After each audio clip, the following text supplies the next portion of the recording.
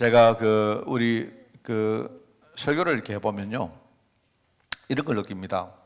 많은 성도들이 설교 말씀을 내 말씀으로 안 듣는 경우가 참 많아요.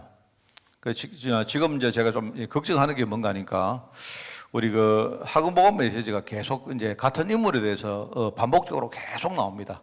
특별히 이제 7명의 렘넌트를 중심으로 초대교회와 함께 이렇게 나오다 보니까, 이게 이제 우리가 너무 많이 듣다 보니까 이제 어느 날 이게 다니엘이 그랬구나, 요셉이 그랬구나, 모세가 그랬구나, 이러고 좀 많은 느낌이 있어요. 특히 이제 우리 렘넌트 후대를 보면 그런 걸 많이 느낍니다. 이제 계속 반복적으로 듣다 보니까 그냥 우리 이야기 책에 나오는 그냥 이야기의 주요 인물 정도 되는 거예요. 이러다 보니까 이제 어떤 설교 말씀이나 또 성경 안에 나오는 그 어떤 내용들이 이제 자기의 시당이 안 되는 그런 걸 우리가 많이 봅니다. 우리 어른들 같은 경우에는 이제 그래도 우리가 세상을 살면서 이렇게 많은 어려움도 당하고 이런 것들이 있기 때문에 뭔가 복음을 붙들려고 하는 그게 있는데, 렘넌트들은요, 어릴 때 그게 없거든요, 별로. 그냥 우리 또 주로 부모님 설하에 교회 나오고 신앙생활을 한 게 있다 보니까 제가 좀 걱정이 그래요. 똑같은 지금 7명의 렘넌트 이야기를 계속 듣다 보니까, 그 다음에 쓰는 용어도 비슷하고 하다 보니까 그냥 한 귀로 듣고 한 귀로 흘리는 이런 것들이 이제 반복되고 있는 것 같아요. 그러다 보니까 이제 신앙생활도 내 것이 안 되어지고, 강단 말씀도 그냥 이게요, 정말 내게 적용되는 이런 부분이 참 안 되어진다는 걸 제가 많이 느끼거든요. 그래서 제가 우리 말씀 편집, 말씀 설계, 말씀 디자인 이렇게 할 때 지금 너무너무 이렇게 그게 필요하고, 우리가 많은 것을 가르치고 어떤 많은 훈련을 하는 것보다는 우리 아이들이 실제로 자기 인생에 필요한 한 말씀, 이것만이라도 딱 붙들고 살 수 있도록 만들어야 됩니다. 굉장히 이게 중요하고 그래요. 그래서 참 그런 생각을 많이 하고, 결국 제가 지난번에 말했지만 우리 교회 성령연구소에서 통계치를 내가 한번 여러분에게 한번 이야기 안 했습니까? 대학생들한테 이 통계를 물으니까 예수를 믿는 사람 숫자를, 물론 교회 성장연구소니까 이제 그 신앙에 대해서 조사를 한 거죠. 그래서 기독교 신앙을 가진 아이들을 정말로 조사를 하니까 2%가 나오더라 하는 말입니다. 그러니까 그 안에는 불신자하고 전체 인구를 다 쳐가지고 한 이야기죠. 그래서 2%만 지금 예수 믿는 사람이더라 이 말입니다.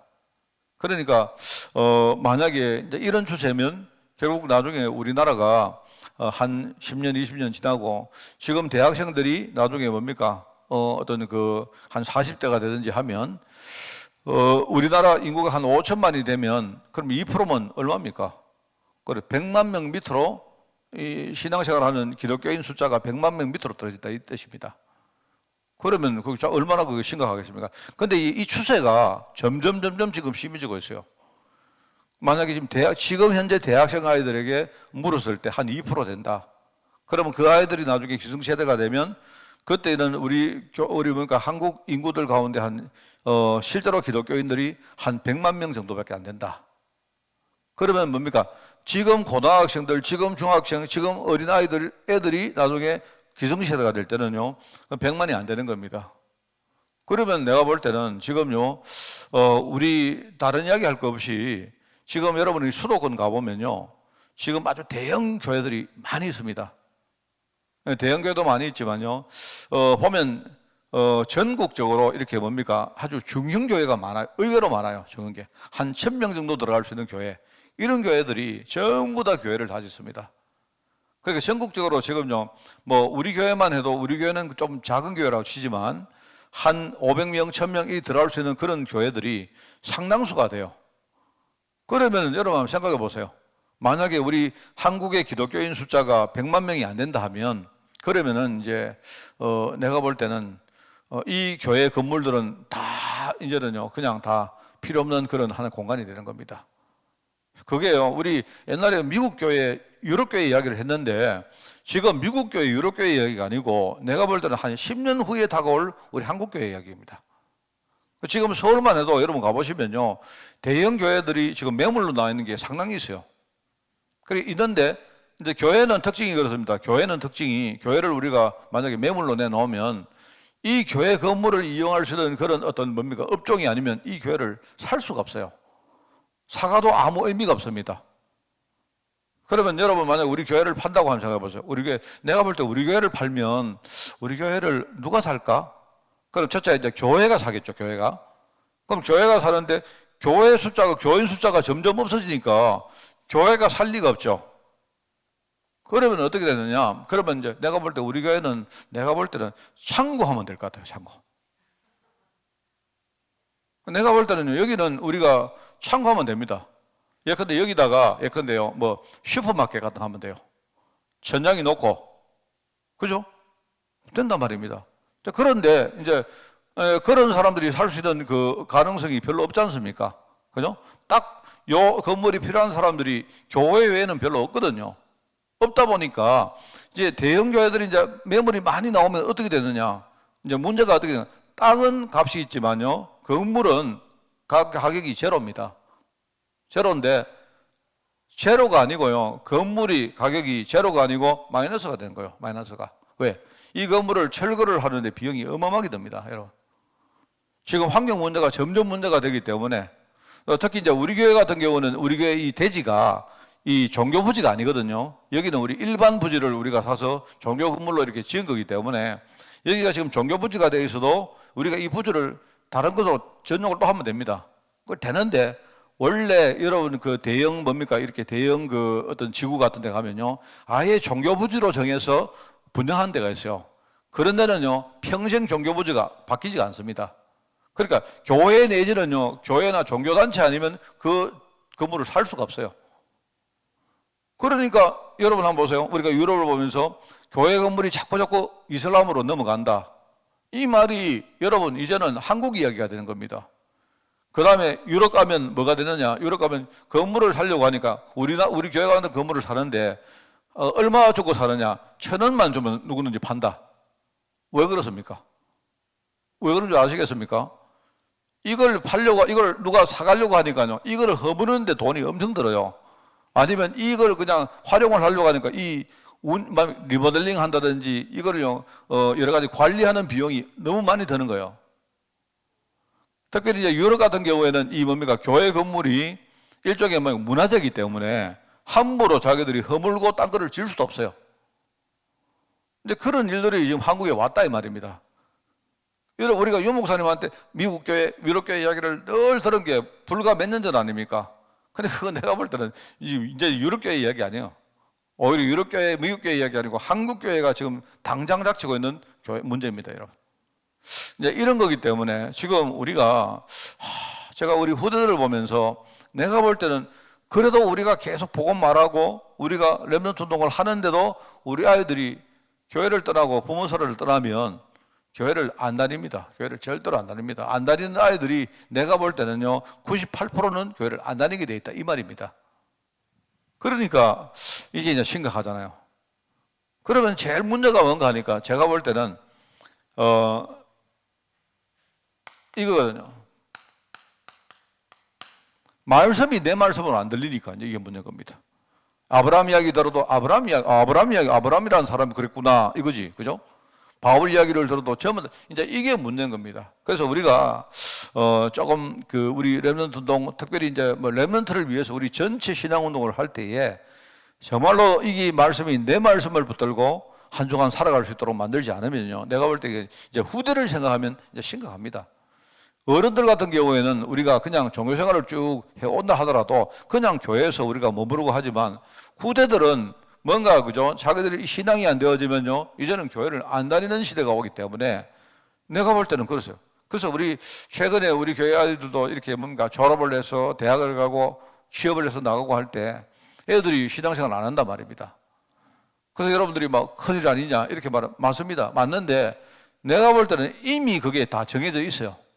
우리가 지금요 그냥 막 대충 렘넌트 운동할 게 아니고 이걸 여러분이 뭔가 사명감을 생각하면서 여러분이 이걸 해야 된다는 생각이 듭니다. 그래서 오늘 제가 최근에 이제 미리 누린 새 친구 막 계속 나오는데 조금 내 걱정 아닌 걱정이 그렇습니다. 계속 똑같은 인물에 대한 이야기가 반복되다 보니까 그죠? 심지어 그리스도 이야기도 사람들 그냥 그리스도 이야기, 예수님 이야기구나 이렇게 들으면 안 돼요. 그래서 제가 이제 이 강단 말씀을 생각하면서 하여튼 한 매주 우리가 실제로 우리 삶에 적용할 수 있는 말씀을 내가 한 가지라도 우리 성도들에게 드려야 되겠다 하는 생각을 저는 꼭 하고 있습니다. 자, 그래서 지난 주간에 말씀의 제일 요지가 뭐였습니까? 결론이 뭐냐니까 하나님 유업을 이어받은 분이 누굽니까? 계승자가 바로 그리스도 아닙니까? 그죠? 하나님의 유업. 그렇게 말하자면 하나님이 이 유업을 계승한 자로 바로 정통성을 그리스도에게 줬다 이 말이거든요. 그런데 결론이 뭐냐니까 그리스도가 하나님 유업을 이어받았구나 이렇게 생각하고 끝나면 안 된단 말입니다. 그거는 그리스도 이야기지 예수님 이야기지 내 이야기가 아니잖아요. 그런데 우리가 내릴 정통성이 뭡니까? 결론이 뭐냐니까 하나님은 이 그리스도를 전가하는 전도자에게 이 정통을 줬다는 이것부터. 그러니까 우리가 지금요 하나님 유업의 흐름 속에 있는 중요한 정통성 가진 인물로 우리가 부름받았다 이 말입니다. 여러분 이거 굉장히 축복 아닙니까? 그죠? 자, 그리고 이제 이번 돌아오는 주에는 뭘 이야기하려고 하는가? 원죄 없으신 예수님, 즉 그리스도의 자격에 대해서 이야기를 합니다. 여러분 그리스도가 되려고 하면 뭐가 필요하죠? 죄가 없어야 돼요. 죄가. 히브리서 4장에 나온 내용이거든요. 어떤 사람도 석가도 공자도 아주 훌륭한 분이지만 그리스도가 될 수가 없어요. 구원자의 자격은 뭡니까? 원죄에서 자유로워야 돼요. 석가든 공자든 전부 다 원죄 가지고 태어났기 때문에 그 사람들은 성인일지 몰라도요 구원자는 절대로 안 돼요. 우리가 만약에 석가가 그리스도면 석가를 믿어야 되죠. 그죠? 그런데 석가는 절대로 그리스도가 될 수가 없습니다. 그 이야기거든요. 그래서 돌아오는 주는 원죄 없으신 성결자, 원죄 문제를 그게 어디 나오더라? 하여튼 그 복음 편지에 나오는 거 보면요, 이 구원자의 자격에 대해서 나오는 메시지가 있어요. 짤막한 메시지가 들어있는데 거기 보면 몇 가지 구원자가 되기 위한 자격이 나옵니다. 첫째는 죄가 없어야 돼요. 둘째는 뭐냐니까 자기의 육신을 인간의 죄를 위해서 십자가에서 드려야 됩니다. 그리고 세 번째는 뭐냐니까 부활하셔야 돼요. 말하면 죽음과 모든 지옥 권세를 이겼다는 이 어떤 증거로 부활하셔야 됩니다. 제가 옛날에 교회 다닐 때 한 고등학생이었는가 제가 그런 이야기를 거의 못 들었는데, 나는 목사님들이 그런 이야기 하는 걸 못 들었는데 우리 교회 어떤 전도사님이 이런 말을 또 하시는 거예요. 내가 고등학생으로 기억나는데 예수님이 십자가에서 죽으시고 나서 지옥 가셨다는 거예요. 여러분 들어봤습니까? 이상 안 합니까? 예수님이 십자가에서 죽으시고 지옥 가셨다는 거예요. 그때 우리 정서적으로 들을 때 무슨 그런 소리를 하느냐. 여러분 그게요 진짜입니다. 예수님이 죽으시고 음부로 내려가셨어요. 음부가 뭐냐 지옥이거든요. 우리가 이상하잖아요. 예컨대 석가는 죽었는데 열반에 들었다. 뭐 그래야 이해를 합니까? 쉽게 말하면요 우리로 따지면 천국 갔다 이 말인데 예수님은 죽어가지고 지옥 갔어요. 왜 지옥 가셨는가 하니까 지옥 권세를 이기기 위해서 지옥까지 가장 밑바닥까지 들어갔습니다. 그게 어디 나오느냐? 베드로전서에 나옵니다. 성경 안에 유일하게 그 내용이 나오는 게 음부 권세를 이겼다는 말이 예수님이 친히 음부에 내려가서 영들을 살렸다고 이야기 나옵니다. 예. 그게요. 아 그랬구나. 그래 음부에 내려가신 예수님께서 거기서 죽음과 지옥 권세를 이기시고 그 증거로 뭡니까? 3일 만에 부활하신 거예요. 근데 우리가 이제 정서적으로 예수님이 지옥 갔다는 거 듣기 이상하잖아요. 그죠? 그런데 나중에 보니까 그게 맞는 말이더라고. 아, 그렇구나. 예수님이 하나님이신데 지옥 가는 거 이상하잖아요. 근데 이거하고 비슷하지 않습니까? 예수님이 죽었다는 거 하나님이 죽었어요. 이상하잖아요. 하나님이 시험 든다니 이상하잖아요. 왜 전부 다 그러셨냐? 우리 때문에 그러신 거예요. 우리 때문에. 우리가 이 땅 살면서 마귀한테 시험 들 것이고, 그리고 우리도 죽음 피할 수가 없고, 그죠? 우리도 뭡니까? 나중에 죽으면 전부 다 지옥 갈 거기 때문에 바로 우리 대신해서 주님께서 죽으시고 지옥까지 가서 모든 죽음과 지옥 권세를 이기시고 3일 만에 부활하셨다 이 말입니다. 그런데 이 말을 하는 목사님들이 별로 없다니까요. 왜? 들으면 되게 이상한 말로 들리니까. 음부라 하니까 괜찮은데 지옥 하니까 이상하잖아요. 음부 권세로 내려갔습니다. 저를 믿으시면 돼요. 그러니까 원죄 없으신 바로 여러분, 죄가 없는 하나님이 뭐 때문에 육신을 입고 있던 것 같습니까? 전부 다 우리 때문입니다. 전부 다 우리 문제 해결하려고 오신 거예요. 우리 문제. 우리가 죄에서 자유로울 수 없고, 우리가 육신에 자유로울 수 없고, 그죠? 우리가 죽음 문제, 우리가 지옥 문제에서 절대로 자유로울 수 없기 때문에 바로 예수님께서 우리를 대신해서 전부 다 하신 거예요, 그게. 그래서 우리가 이분을 선결자로, 원죄 없으신 선결자. 가톨릭이 진짜 잘못한 게 있습니다. 이게 원죄 없으신 마리아여, 당신의 아들에게 빌어주옵소서, 이렇게 말합니다. 그게 성모송이 나오죠, 성모송. 그럽니다. 전부 다 원죄 없으신, 그걸 가지고 우리가 무호성이라고 합니다. 이 말은 무호성이라는 말은요, 오류가 없다는 말이거든요. 이 땅에 오류가 없는 분은 한 분밖에 없습니다. 마리아 님도 아니고 아무도, 그리스도 외에는요, 무호성 가진 분은 없습니다. 그죠? 자, 그런데 이제 이번 주간에 내가 여러분에게 드리려고 하는 결론이 뭔가 하니까, 우리는 여러분 죄가 있지 않습니까? 우리가 어떻게 무호합니까? 우리가 완전하지 못하잖아요. 그런데 우리가 완전하지 못하지만 우리가 복음으로 자신을 깨끗하게 하면요, 복음으로 자신을 지키면 그게요, 이 복음 안에 있는 큰 능력이 돼 말입니다. 그래서 여러분들이 그거 아셔야 됩니다. 우리가 깨끗할 수 없는데 우리에게는 어떤 구원의 중요한 큰 두 가지 축복이 있습니다. 한 개는 뭐냐니까, 한 개는 해방이고, 그죠? 한 개는 해방입니다. 해방. 예수님의 속죄로 말미암아 우리가 과거의 모든 죄 가운데, 우리 저주 가운데서 우리 거기서 해방돼서 나왔다는 말입니다. 또 한 가지가 구원의 중요한 축복이 한 가지가요, 성결을 했죠. 성결. 죄 때문에 우리가 너무 더러운 우리가 복음 안에 들어가면요, 그때 우리가 온전하게 된다 이 말입니다. 그래서 우리가 이제 이 두 가지를 의미하는 게 뭐냐니까, 이게 두 가지가 우리가 늘 지키는 성례식입니다.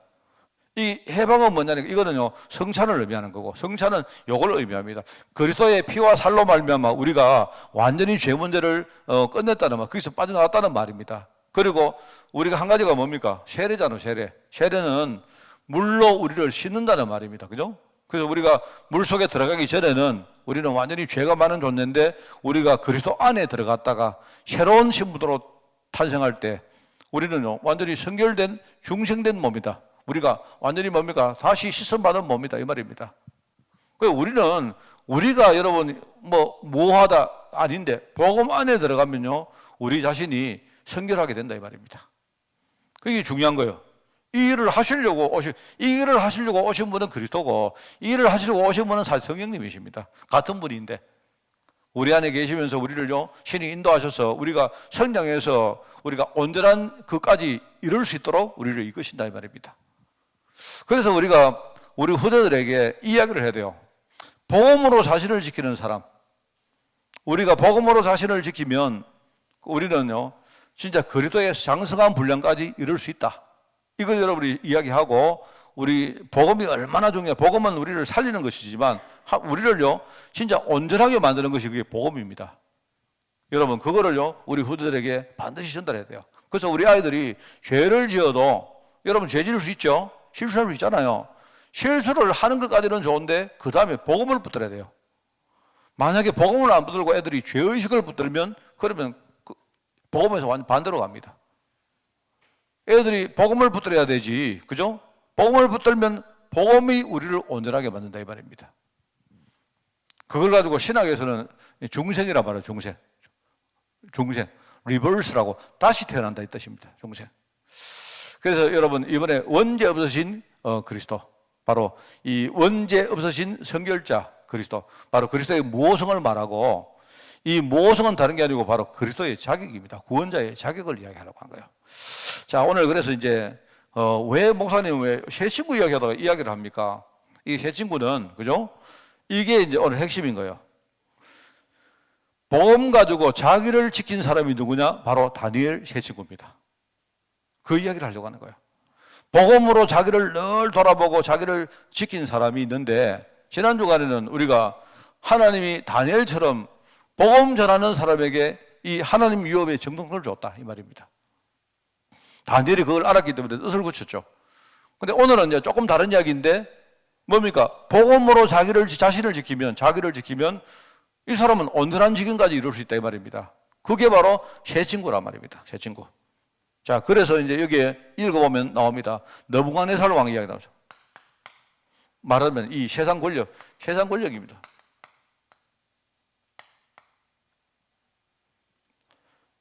이 느부갓네살 왕이 세계를 통치하는 왕입니다. 세계를 통치하는 왕. 그리고 예루살렘 함락. 여러분 뭐 다 아는 사실이죠. 세계를 통치하는 왕인데 결국은 이 바벨론이 결국 쳐들어와서 예루살렘 함락하고 이스라엘 전부 포로로 끌려갔는데 거기에 쓰임받던 제일 중요한 왕이 느부갓네살이었다 이 말입니다. 여러분 혹시나 여러분 음악 좋아하시는 분 있는 거 몰라도요. 누구죠? 아이다 지은 사람 누굽니까? 갑자기 생각나는 누굽니까? 그 유명한 사람 누구지? 나부코라는 그 오페라가 있어요. 혹시 나부코가 누군가 하면요. 나부코가 느부갓네살을 말합니다. 오히려 말입니다. 그 나부코 같은 오페라를 보면 베르디죠. 베르디가 지었는데 굉장히 세상에서 말입니다. 그 나부코를 하면서 보면요. 막 굉장히 나부코를 높여요. 나부코가 느부갓네살이거든요. 그게. 그 세상에 지금요. 그렇습니다. 세상에 지금 세계를 통치하는 왕이 있다.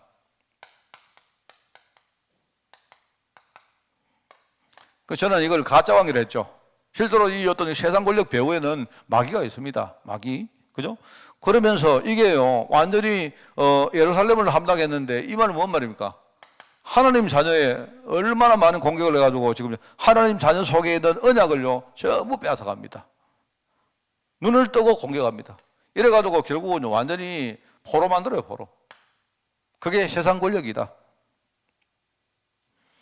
그런데 이 세상 권력이 뭘 하는가? 이게 우상을 활용한 우상. 말하면 이 느부갓네살 왕이요, 우상을 만드는 왕이거든요. 우상을. 그죠? 그래가지고 이제 이 우상을 만드는 세계적인 왕인데, 그런데 이 사람이 참 희한하게도 다니엘을 세워요, 다니엘을 중용합니다, 중용. 물론 다니엘이 나중에 총리가 되는 것은요, 이때가 아니고, 나중에 뭡니까? 이 느부갓네살 왕, 제국이 나중에 뭡니까? 바사 왕국에게 망한 후에 그때 총리가 되죠. 나중입니다만은. 그러나 이때도 이 느부갓네살 왕이요, 다니엘을 굉장히 중용합니다. 그러면서 이제 새 친구, 다니엘과 새 친구. 근데 여기서 중요한 뜻을 이 새 친구와 다니엘이 뜻을 알고 정했다는 말이죠. 자, 그런데 이렇게 한다 해도 하나님은 죽습니까? 하나님이 하시는 세계복음화. 하나님은요, 항상 복음운동 하시거든요, 하나님. 그래서 여기 보니까 우상을 세운 왕 이야기 나옵니다, 왕. 다니엘 3장 1절부터 나오죠, 그죠? 3장 1절에서 쭉 이야기 나옵니다. 그게 이 느부갓네살 왕이 어떻게 우상을 세웠는가 하는 이야기가 쭉 그 뒤에 나옵니다. 읽어보시면 되고요. 그런데 여기에 이제 우상 숭배를 거부한 이 새 친구. 쉽게 말하면 이 새 친구는 자신을 지킨 겁니다. 우상으로부터 자신을 지킨 거예요. 우상 숭배를 거부한 새 친구. 그게 다니엘서 3장 16절 이후에 나옵니다. 거기에 왕이여, 우리가 섬기는 하나님이 계시다면 당신이 아무리 나를 풀무불 가운데 던져 넣어도 왕의 손에서 우리를 건지실 것입니다. 이렇게 말하면서 뭐랍니까? 그 유명한 말씀 있죠. 그렇게 아니하실지라도 그래도 우리는 절대로 우상에게 절하지 않겠습니다. 하나님이 우리를 구하시고 안 구하시고 그거는 그 다음 이야기고요. 하나님의 절대 계획은 우리가 하나님의 언약을 딱 지키고 우상한테 절대로요 말려들지 않고 우리가 정말로 언약에 이 어떤 자존심을 가지고 이 땅 살기를 원하는 거다. 그걸 알았다 이 말입니다. 죽어도 괜찮다. 하나님 우리를 죽게 하시면 죽는 거다. 하나님 우리를 살리시면 사는 거고 하나님 우리를 죽이시면 죽는 거다. 하나님이 우리를 죽인다 살린다 가지고 내가 하나님의 절대 계획을 우리가 타협하는 않는다 그 말이죠. 자신을 지킨 사람들입니다. 그랬는데 이렇게 하니까 거기 나오는 어떤 열매가 나옵니까? 이 느부갓네살 왕이 하는 말입니다. 그게 하나님이 어떻게 역사를 했는가를요 불신자 왕을 통해서 고백을 합니다. 그게 다니엘서 2장, 3장, 보자. 한 28절, 29절, 그렇게 말이 나오죠. 한번 읽어볼까요? 28절. 느부갓네살이 말하여 이르되 사드락과 메삭과 아벳노고의 하나님을 찬송할지로다.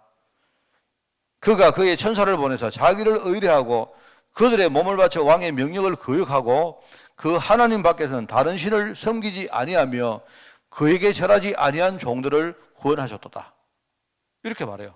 여기에 여러분 오시면 우리가 여러분이 하나님이란 말을 우리가 쓸 때에 여기서 말하는 하나님은 뭐냐니까 신을 말하는 거, 신입니다. 신. 말하자면 여기 우리가 부르잖아요. 아브라함의 하나님, 이삭의 하나님, 야곱의 하나님. 이 말은요, 우리가 거기다가 이제 이 성경을 번역하는 사람이, 그죠? 거기다가 하나님이라고 번역했는데 내가 볼 때 그게 하나님을 잘못 번역한 겁니다. 무슨 말인가 하면 사드락과 메삭과 아벳노고가 섬기는 신을 찬양할지로다, 이렇게 말해야 돼요. 우리가 모든 신을 영어로 말하면 God 아닙니까? God. 그 God인데 우리가 섬기는 신을 우리가 하나님으로 명명하다 보니까 이 성경을 번역하는 사람이 그 자리에다가 하나님이란 말을 넣는데, 이때 말은요, 이거는 하나님이 아니고 이때는 신을 말하는 거예요. 이 땅에 모든 수많은 신이 있는데 사드락과 메삭과 아벳노고가 섬기는 이 신을 찬양해라, 이 말입니다. 이 신만이 천사를 보내가지고 자기를 의뢰하고 그들의 몸을 바쳐 왕의 명령을 거역하고 하나님, 그 신 밖에는 다른 신이 섬기지 아니하며 그들이 절하지 않은 종들을 구원했다, 이렇게 말하는 거예요, 사실은요. 그래서 내가 볼 때 이제 이게 성경 조금 이렇게 이런 번역들은 조금 바꿔야 되지 않느냐 이야기입니다. 우리 여러분 그 일본 가면서 일본 사람들은요, 신을 뭐라 하는가 하면 가미사마라, 가미사마. 가미가 한자로 하면 신이고, 사마는요, 우리가 이렇게 높임말 할 때 뭐 이렇게 님 하는 겁니다. 님. 그 가미사마는 정확하게 말하면 신님이요, 신님. 그 사람들이 워낙 신을 많이 섬기다 보니까요, 그 사람들은 섬기는 모든 신이 가미사마요. 이제 그런데 이제 우리 그 일본의 선교사님들이 우리 그 메시지 번역할 때 보니까 우리는 이렇게 우리가 섬기는 신을 하나님이라는 명칭이 있잖아요. 근데 여러분 미국에는 가면 영어에도 하나님이라는 명칭이 없거든요. God 아닙니까? 다 가시거든요, God. 모든 신이 다 가시거든요, God. 근데 미국이라는 나라는 그래도 기독교 신앙 위에서 세워졌기 때문에 그들이 가시라 하면 하나님이라고 우리가 아는데, 일본 말에 그런 거 없단 말입니다. 일본 말에는 전부 다 모든 신이 다 가미사마입니다, 가미사마. 그러니까 신님 하는 거예요. 막 하는 예컨대요. 내가 만약에 손님이면 그 사람들 객사마 안 합니까? 다, 옛날에 배용준 보고 용사마를 하죠, 용사마. 다 높인 사람은 전부 사마예요, 사마. 그러니까 이제 이 사람도 그런 말입니다, 그게. 모든 신. 이 느부갓네살을 그 이야기합니다. 그러면서 그러므로 내가 이 조서를 내려니, 이렇게 말하면 뭐랍니까? 각 백성과 각 나라와 각 언어로 말하는 자 모두 다 사드락과 메삭과 아벳노고가 믿는 그 신만 신께 경솔히 말하면 그 몸을 쪼개고 그 집을 걸음토로 삼고 이는 이같이 사람을 구원할 다른 신이 없음이니라 하더라, 이렇게 말합니다. 그 유일한 신이 바로 이 신이다, 이렇게 말하는 거예요. 그게 바로 느부갓네살의 고백입니다. 자, 그래서 여러분 이제 이 내용은 아이들 많이 알 겁니다. 후대들 많이 아는데, 여러분이 이번에 딱 이걸 가지고 지난주에는 뭐냐니까 하나님은 모든 이 시대의 하나님 축복의 정동성을 전도자에게 줬다, 이 이야기를 하셔야 됩니다. 이래가지고 내가 전도자로 부름받았구나, 이 시대에 정말로 내가 이 축복 가운데 있었구나, 그거를 정말로 알고 신앙 고백해야 되고요. 이번에는 우리가 아무리 들었고 아무리 부족해도 내가 복음 붙들면 이 복음은 나를 온전하게 만드는 것이구나. 이 세 친구가 얼마나 이때 뭡니까? 세상 권력 유혹이 얼마나 심했습니까, 이게. 그죠? 그런데 여기서 타협 안 했습니다. 이 세상 사람 나를 몰라줘도 나는 되돌아보지 않는다. 세상 풍조가 나날이 바뀌어도 나는 내 믿음 지킨다. 이게 딱 고백하니까요, 이 복음이 우리를 지키는 거예요, 복음이. 이렇게 할 수 있도록 우리가 렘넌트들에게 가르쳐야 됩니다.